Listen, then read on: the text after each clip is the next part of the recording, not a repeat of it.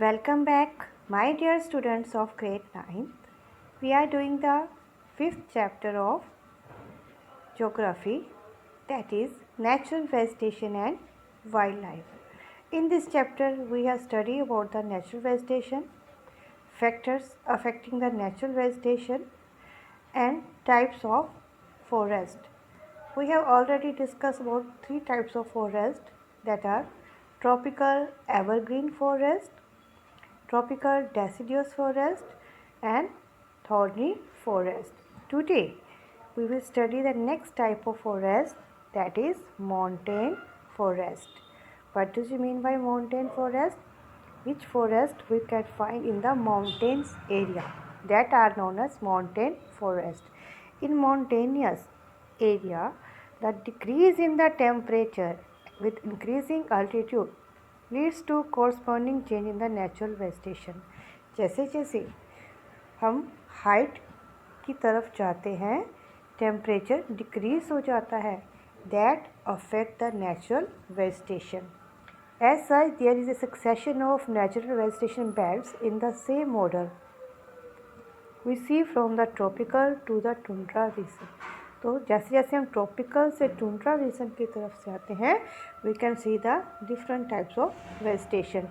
The wet temperature type of forest are found between the height 1000 to 2000 meters. These types of trees are evergreen, broadleaf trees such as oak, chestnut predominant. Mean in area में जो trees मिलते हैं उनके जो leaves होते हैं काफ़ी चौड़े होते हैं, और एवरग्रीन मीन्स ज़्यादा वो ग्रीन रहते हैं. There is no definite season for shedding their leaves. Between 1500 to 3000 meters, temperate forest containing coniferous trees, pine, deodar, silver fir, spruce, cedar are found. 1500 से 3000 मीटर तक हमें टेम्परेट फॉरेस्ट मिलते हैं. At higher elevation temperate grasslands are common. At the high altitude, generally more than 3600 meters above the sea level, temperate forest and grassland give way to the alpine vegetation. अगर हम जैसे जैसे height की तरफ जाते जाते हैं, एलिवेशन मीन्स हाइट बढ़ती जाती है, तो वहाँ पर हमें सिर्फ ग्रासलैंड ही मिलते हैं. और सी लेवल से 3600 मीटर अबव हमें कौन सी वेजिटेशन मिलती है? That is alpine. Alpine vegetation क्या होती है? that grow at the higher part of the mountain peaks के आसपास जो नज़र आती है. और more commonly these are silver fir, junipers, pines, box are the common trees of these forests. They get progressively stunted, they approach the snow line. Ultimately through scrubs they merge into the alpine grasslands. Progressively stunted means जैसे जैसे वो हम height की तरफ जाते हैं, वहाँ पर ज़्यादा क्या होती है? स्नोफॉल होती है, तो धीरे धीरे उनकी हाइट जो कम होती जाती है, लास्ट में हमें सिर्फ क्या मिल जाते हैं? एल्पाइन ग्रासलैंड ही मिलते हैं, सिर्फ ग्रासेस ही मिलती हैं. And these grassland extensively for grazing by nomadic tribes like Gujars and Bakkarwal. और ये grassland mostly कौन से लोग यूज़ करते हैं? nomadic लोग कौन होते हैं? The people who are moved from one place to another with their cattles. तो वो लोग अपने cattles की grazing के लिए इनको grassland को यूज़ करते हैं. At higher altitude, mosses and lichens form the part of tundra vegetation. अगर इससे भी ज़्यादा हाइट पर हम चले जाते हैं तो हमें सिर्फ क्या मिलते हैं? mosses and lichens he found होते हैं. The common animal found in these forests are Kashmir stag, spotted deer, wild sheep, jackrabbits, Tibetan antelope, yak, snow leopard, squirrel, shaggy shorn wild ibex, bear, rare red panda, sheep, goats with thick hair. और जहाँ के जो animals हैं इस area में जो भी animals मिलते हैं, जो उनके हेयर्स के होते हैं काफ़ी थिक होते हैं, because to tolerate the temperature of that area. As we go to the higher areas, higher altitude, temperature decrease हो जाता है, तो उसके अकॉर्डिंग वहाँ की वाइल्ड लाइफ भी वैसी है, तो उनकी स्किन थिक होगी, उनके हेयर्स भी थिक होंगे। Clear that. Next type is mangrove forest.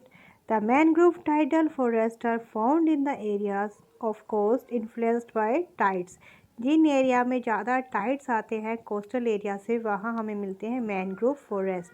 Mud silt get accumulated on such coast. इन एरिया में मड और सिल्ट, मिट्टी और सिल्ट वहाँ पर इकट्ठी होती जाती है। And dense mangrove are common varieties with roots of the plants submerged under water. जहाँ पर ज़्यादा हमें मैनग्रोव प्लांट्स मिलते हैं। और कौन सी वैरायटी मिलती है? जो प्लांट्स पानी में सबमर्ज्ड हो जाते हैं, पानी के अंदर, यानी उसका कुछ पार्ट ही हमें ऊपर नज़र आता है, बाकी पार्ट कहाँ पर होता है उनका? वाटर के अंदर। The deltas of the Gangas, Mahanadi, the Krishna, the Godavari and the Kaveri covered by such vegetation. इन एरिया में जो रिवर के आसपास जो डेल्टा एरिया है वहाँ पर इस तरह की वेजिटेशन मिलती है। मेन है Ganga, Mahanadi, Krishna, Godavari and Kaveri. In Ganga Brahmaputra delta sundari trees are found. Ganga Brahmaputra delta में हमें मिलते हैं सुंदरी ट्रीज, जिस कारण से उनका नाम क्या है? That is Sundarban delta. Clear. Brahmaputra delta Sundarban trees are found which provide durable hard timber. जो हमें एक ड्यूरेबल हार्ड टिम्बर की, जहाँ की जो वुड है वो काफ़ी हार्ड होती है एंड ड्यूरेबल होती है। मीन उससे हम जो भी फर्नीचर प्रोडक्ट बनाए जाते हैं that long lasting. Durable means जो ज़्यादा लंबे समय तक यूज़ किए जा सकते हैं।